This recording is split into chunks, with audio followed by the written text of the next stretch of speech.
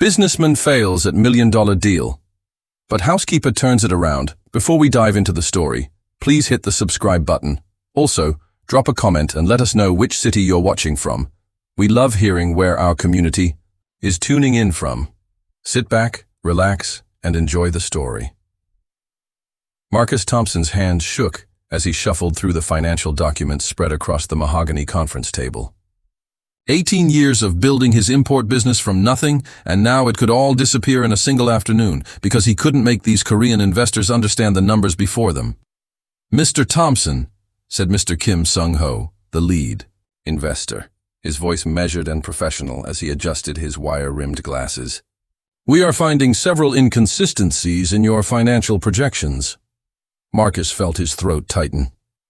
These three men represented a $6 million investment that would either save his company or mark its final chapter.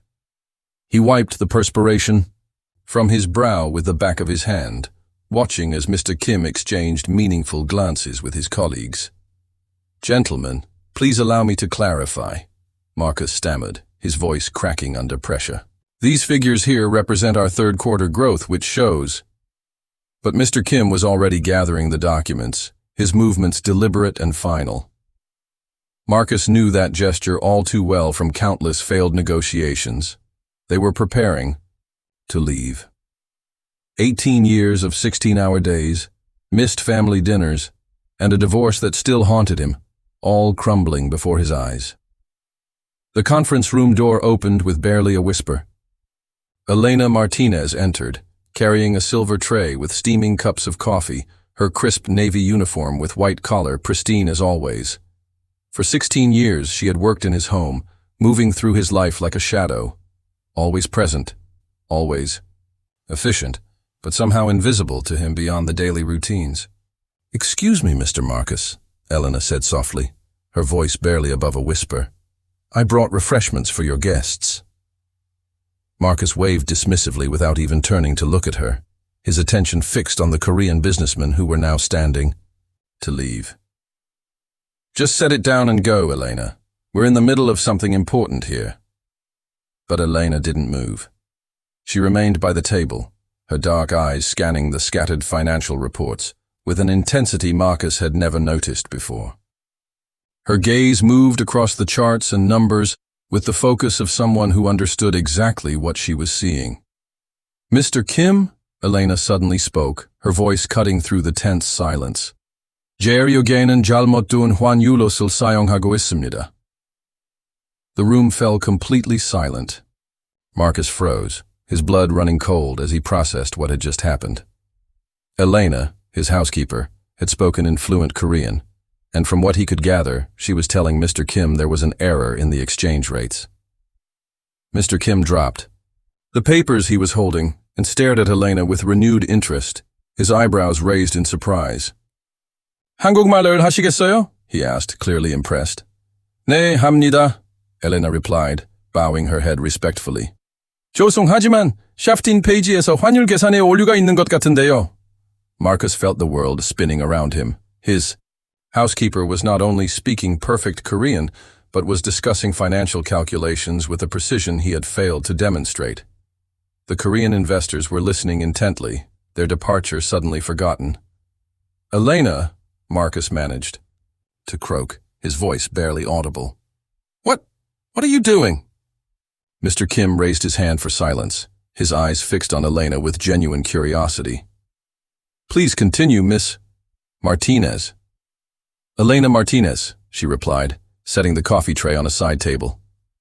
"I apologize for interrupting, but I couldn't help noticing that the import calculations for your third quarter projections are using February's exchange rates instead of the current rates.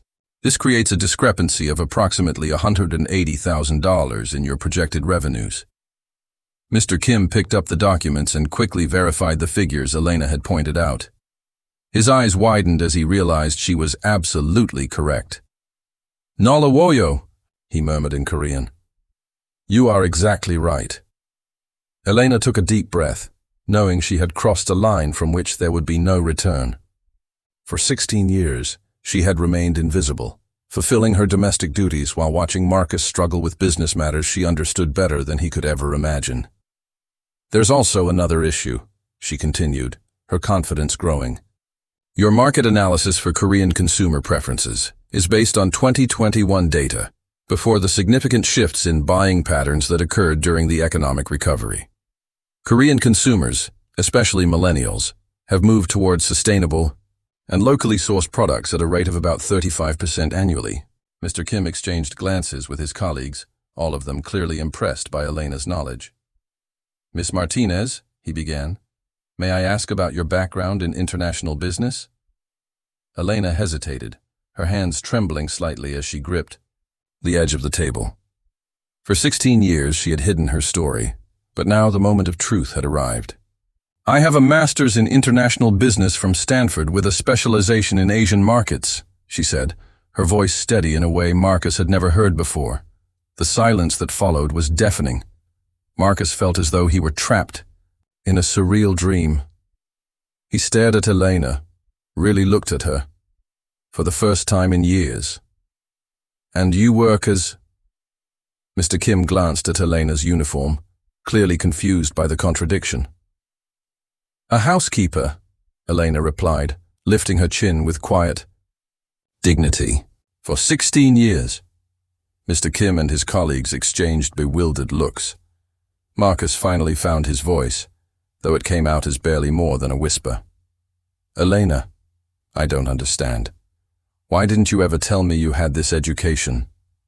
Elena looked at him with an expression that mixed sadness with resignation. You never asked, Mr. Marcus.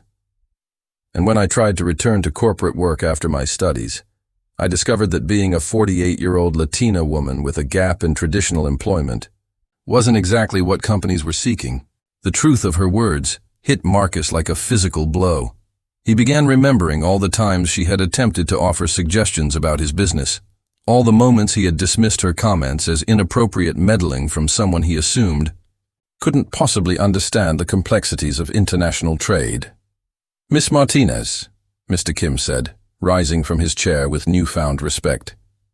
I would very much appreciate hearing your complete analysis of this investment proposal. You mentioned changes in consumer behavior patterns. Could you elaborate? Elena glanced at Marcus, as if seeking permission to continue. He was still processing the revelation, but managed a weak nod. Please, he said hoarsely. Go ahead. Elena moved to the head of the conference table, her posture transforming from domestic servant to business professional in a matter of seconds. She gathered the reports with practiced efficiency, flipping through them with the expertise of someone who knew exactly what she was looking for. The Korean market has undergone fundamental shifts in the past 3 years, she began, her voice now authoritative and confident. Remote work policies have increased demand for home office furniture by 280%, while simultaneously decreasing demand for formal business attire by 35%. The Korean investors leaned forward, clearly impressed by the precision of her data. Additionally, Elena continued, younger Korean consumers are increasingly prioritizing products with verified ethical sourcing. Your current supplier network doesn't address this trend, which could significantly impact market penetration among the 25-45 demographic. Ethical sourcing? Asked one of the Korean men, intrigued. Suppliers who demonstrate fair labor practices, environmental sustainability, and transparency in their supply chain, Elena explained. It's become a dominant factor in Korean purchasing decisions, particularly in the electronics and home goods sectors. Marcus watched in stunned silence as Elena discussed complex market dynamics with a fluency he had never demonstrated. She was citing statistics he didn't know existed and proposing solutions he had never even considered. Miss Martinez said, Mr. Kim, do you have specific recommendations for adapting this proposal to current market demands? Elena took a measured breath, knowing she was about to take the biggest risk of her professional life. I do, she said, but I would need time to prepare a comprehensive presentation. How much time would you require? 1 week. Mr. Kim conferred briefly with his colleagues in rapid Korean. Elena followed every word of their conversation while Marcus sat helplessly, realizing he couldn't understand a single syllable. They're expressing concerns about the original proposal's market research, Elena whispered to Marcus. But they're interested in hearing a revised approach. Marcus looked at her with a mixture of gratitude and profound embarrassment. Elena had salvaged his failing negotiation, but in doing so, she had exposed his own inadequacies in the most humiliating way possible. "Mr. Thompson," Mr. Kim announced, switching back to English, "we will postpone our final decision for 1 week. We would like to review Miss Martinez's proposal." "Our proposal, you mean?" Marcus asked hopefully. "The company's proposal?" "No," Mr. Kim replied firmly. "Miss Martinez's proposal specifically." Marcus felt his heart sink. In the span of 30 minutes, these investors had transferred their confidence from him to his housekeeper. 16 years of business relationships, and Elena had earned their respect in less than half an hour. "Miss Martinez," Mr. Kim continued, "would you be prepared to make a formal presentation next Monday?" Elena looked at Marcus, her eyes reflecting both nervousness and determination. "Yes," she said quietly. "I would be honored." After the Korean delegation departed, Marcus and Elena remained alone in the conference room. The silence between them was heavy with 16 years of missed opportunities and unspoken truths. "Why?" Marcus finally asked, his voice barely audible. "Why didn't you ever tell me?" Elena slowly took a seat at the conference table, for the first time in 16 years, sitting as Marcus's equal rather than serving him. "Do you remember my first month working here?"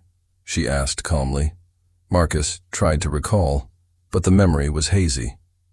"I suggested reorganizing your filing system to improve efficiency," Elena continued.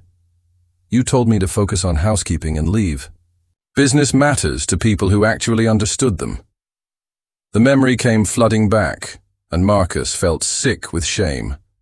At the time, he had seen her suggestion as presumptuous interference. Now he realized it had been pure prejudice. "And honestly," Elena added, "I needed this job desperately. My son was starting college, and corporate positions for someone like me were nearly impossible to find. Domestic work paid better than anything else available to a middle-aged Hispanic woman, regardless of her education." "Your son," Marcus said, vaguely remembering Elena mentioning a child over the years but never paying attention to the details. "Miguel. He's 26 now, working as a software engineer in Seattle." Elena smiled slightly. "I put him through Stanford with the money I earned taking care of your home." Marcus realized that in 16 years, he had never asked Elena a meaningful, personal question. He knew she had a son, but he had never bothered to learn his name, age, or anything else about the family life of the woman who managed his household every day. "Elena, he started, but couldn't find words adequate to express the magnitude of his shame and regret. "You don't need to apologize," she said gently. "But perhaps it's time to reconsider how we see each other."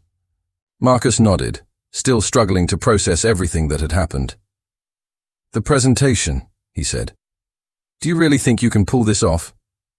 Elena's smile was confident for the first time since he had known her.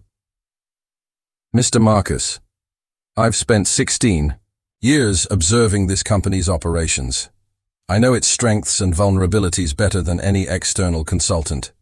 And I understand Korean business culture because I've been studying it continuously." "Studying it? When?" "Evenings, after finishing my work here. I enrolled in online courses, read market reports, attended virtual conferences. I never stopped learning, even when I thought I might never use that knowledge professionally again." Marcus shook his head, overwhelmed by both admiration and shame. "All these years, you were preparing for an opportunity that might never come." "The opportunity came," Elena replied. "I just had to be ready for it." In the days that followed, Marcus watched Elena with completely transformed eyes. She continued her household responsibilities, but now he noticed details that had always escaped his attention. The way she organized his business documents when cleaning his office, always chronologically and by subject. How she listened carefully to his phone conferences, even while appearing to focus on other tasks. How she instinctively knew when he was stressed about work, quietly leaving coffee and snacks at his desk without being asked. On the fourth day, Marcus found Elena in the kitchen preparing lunch. "We need to discuss the presentation," he said, sitting at the kitchen table for the first time in 16 years. "Yes, sir," she replied, pausing in her food preparation. "Stop calling me sir, at least when we're discussing business." Marcus looked uncomfortable, but determined.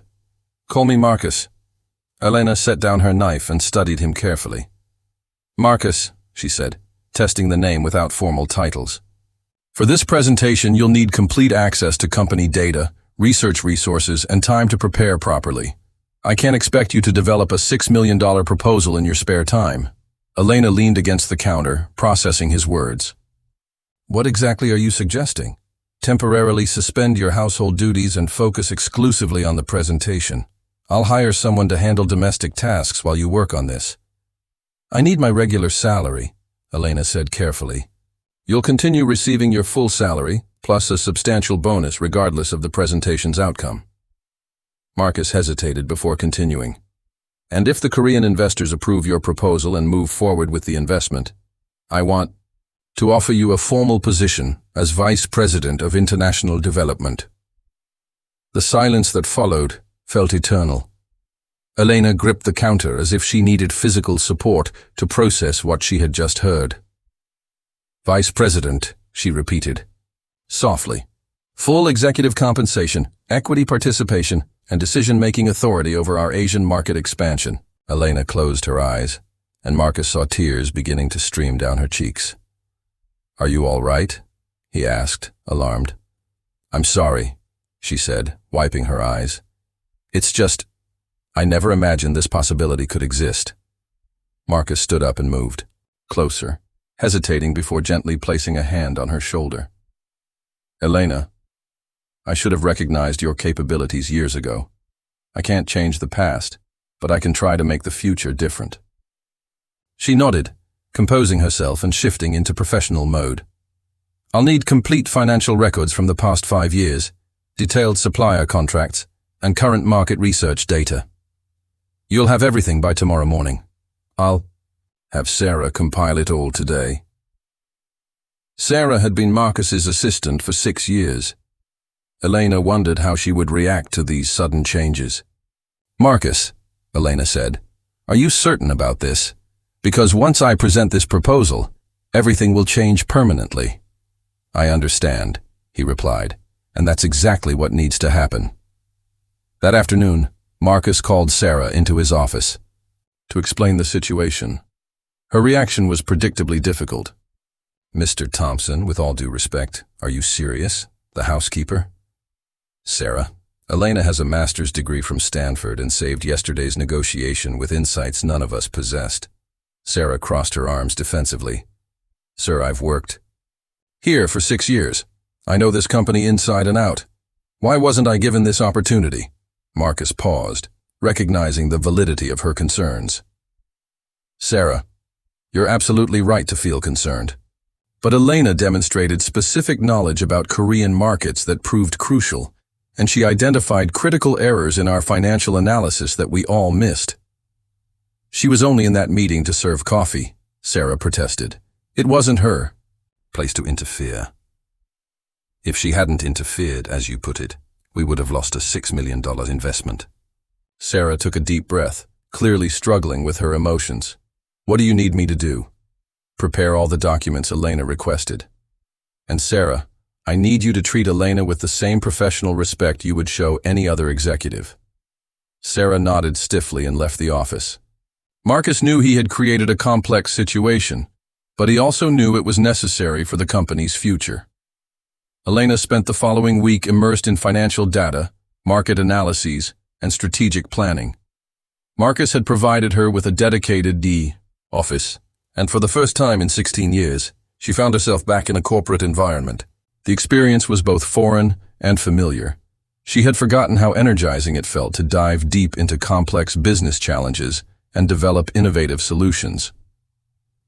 On her third day of preparation, Sarah appeared in Elena's office with additional documents. "The supplier contracts you requested," she said, placing a thick folder on the desk. "Thank you, Sarah," Elena replied without looking up from her computer screen. Sarah hesitated in the doorway. Can I ask you something? Elena finally looked up. Of course. How did you catch those mistakes in the financial reports? I had reviewed those numbers multiple times. Elena leaned back in her chair, studying Sarah's expression.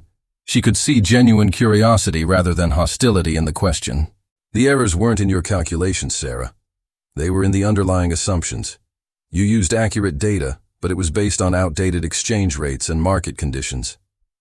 And how do you have current information about Korean markets? Elena smiled slightly. Because I never stopped learning.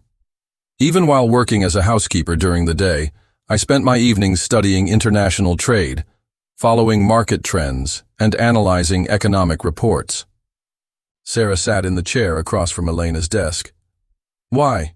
If you were working in domestic service, why continue studying business?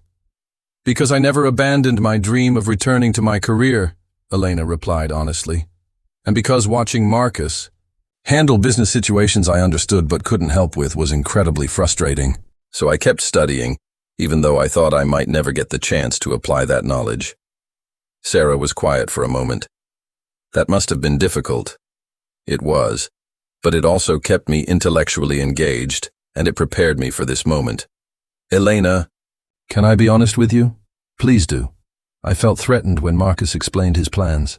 6 years working here and suddenly everything might change because of someone new. Elena nodded, understanding the feeling completely. Sarah, I'm not here to replace anyone or disrupt the team. I'm here because I have specific knowledge that can help this company succeed. You have equally valuable institutional knowledge about operations, clients, and internal processes. If this works out, we'll need to collaborate closely. Sarah smiled for the first time since learning about the situation. That sounds like it could work. More than work, it's essential. If I do get this position, I'll need someone who understands how the company actually functions day to day, someone Marcus trusts, and who knows all the procedures. From that conversation forward, Sarah began actively supporting Elena's presentation preparation. She provided crucial context about specific clients, historical negotiation patterns, and operational details that only someone with her company experience could offer. On the day of the presentation, Elena arrived at the office early to make final preparations. She had spent the entire previous night refining the details of her proposal. When Marcus arrived, he found her in the conference room, testing the projection equipment and rehearsing key points. "Ready?" he asked. "Ready," she replied, though Marcus could hear the nervousness in her voice. "Elena, we can still change this. I could present your proposal myself if you prefer." "No," she said firmly. "If I'm going to be a real partner in this company, I need to be able to represent my own ideas convincingly. Besides, you don't understand the proposal well enough to present it effectively." Marcus smiled, recognizing that Elena was right, as always. "There's something I want to tell you," he said. "Sarah mentioned that you two have been working well together. Yes, she's been invaluable. Her knowledge of company operations is comprehensive. I'm considering promoting her to Director of Operations if this partnership with the Koreans succeeds. That's an excellent decision, and Marcus, thank you for giving me this opportunity. Thank you for saving my company." At 2:00 p.m., the Korean delegation arrived precisely on time. Mr. Kim was accompanied by the same colleagues from the previous meeting, plus a woman they introduced as their market research specialist. Elena greeted each of them in Korean, bowing respectfully. She had chosen to wear a sophisticated charcoal gray suit that Marcus had insisted on purchasing for her. "Good afternoon, Mr. Kim, gentlemen, Ms. Park," she said in Korean before switching to English. "It's an honor to have you here again." "The honor is ours, Miss Martinez," Mr. Kim replied. "We are very interested in seeing your analysis." Elena took a deep breath and began her presentation. Within the first 5 minutes, she had completely captured everyone's attention. Her market analysis was comprehensive and precise. Her financial projections were realistic yet ambitious, and her strategic recommendations were innovative without being impractical. "As you can see in this projection," she said, indicating a chart on the screen, "demand for American products in Korea has increased 32% over the past 3 years, but supply specifically adapted to Korean preferences has only grown 12%. This represents a significant market opportunity. She continued with detailed analysis of consumer behavior patterns, regulatory considerations, and competitive positioning. Her presentation was a masterclass in international business strategy, but it was her final proposal for a cultural exchange program that truly impressed the Korean executives. We propose establishing a Korean-American business cultural exchange initiative, Elena explained. This program would bring young Korean professionals to the United States for 6-month internships with our company, while sending American employees to Korea to develop deeper market understanding. This creates authentic cultural connections that will strengthen our business relationships long-term. When Elena concluded her presentation, Mr. Kim was the first to applaud, followed immediately by the others. "That was one of the most impressive business presentations I have ever witnessed," he said. Then, after a brief pause, he added his condition. "We want Miss Martinez to serve as our official American representative for this partnership." Marcus swallowed hard, then looked at Elena. "That won't be a problem," he said. "Elena is already my business partner." With a broad smile, Mr. Kim extended his hand to seal the agreement. After the Korean delegation departed, Marcus and Elena were alone in the conference room. The silence between them was no longer tense. It was filled with accomplishment and mutual respect. "You were extraordinary," Marcus said. Elena, still processing what had just happened, asked, "Am I really your partner now?" "Officially, starting tomorrow. But in reality, you've been my partner for 16 years. I was just too blind and prejudiced to recognize it." A tear of joy mixed with irony ran down Elena's cheek. "All these years," she said softly, "I was managing your home and observing your business, thinking my education was wasted, but I was actually preparing for this moment without knowing it." 6 months later, Marcus found himself helping Elena move into her new executive office. The walls were lined with her business degrees, market research certifications, and Korean language proficiency awards, credentials he had never known existed. "Do you ever regret the years we lost?" he asked, as they arranged her books on the shelves. Elena paused, holding a framed photo of her son's college graduation. "I used to feel angry about the wasted time," she admitted, "but I've realized those years weren't wasted. Everything I experienced, the financial struggles, the invisibility, the determination to keep learning despite having no clear opportunity, all of it prepared me to be the business leader I am today." She looked at Marcus directly. "If I had gotten a corporate job right after graduation, I might never have developed the resilience, the deep understanding of different perspectives, or the appreciation for every opportunity that I have now." 1 year after the pivotal meeting, Thompson Martinez International had become a model for ethical business practices and cross-cultural partnerships.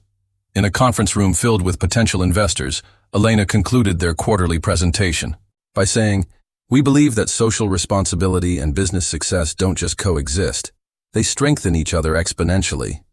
Walking through downtown after the meeting, Marcus confessed to Elena how amazed he remained by her grace during those difficult years. "You have that backwards," she corrected him. "I didn't maintain my dignity despite the circumstances. I maintained it because of them. Every challenge I faced taught me something essential about perseverance, about seeing opportunities where others see obstacles, about the value of preparation meeting opportunity." 2 years later, Elena received an incredible job offer from a Fortune 500 multinational corporation. She turned it down without hesitation. "For years, I thought my dream was a corner office in a major corporation," she told Marcus. "But now I understand that my real dream is building something meaningful with people I respect and trust. And besides," she added with a mischievous smile, "you're stubborn and disorganized. Without me, you'd be making the same mistakes again." Within 6 months, Marcus laughed, feeling enormously relieved. "At our next investor presentation," Elena said, "we'll present together as equal partners. It will be my honor." As they walked back to their office, their shared company that had grown from a near failure into an international success story, Marcus reflected on how completely his world had changed. He had learned that the most valuable people in our lives are often the ones we overlook, that prejudice blinds us to extraordinary talent, and that second chances can transform not just businesses, but the very essence of who we are as human beings. Elena had taught him that dignity isn't about position or recognition. It's about maintaining your values and continuing to grow, even when no one is watching. And most importantly, she had shown him that it's never too late to truly see someone for who they really are.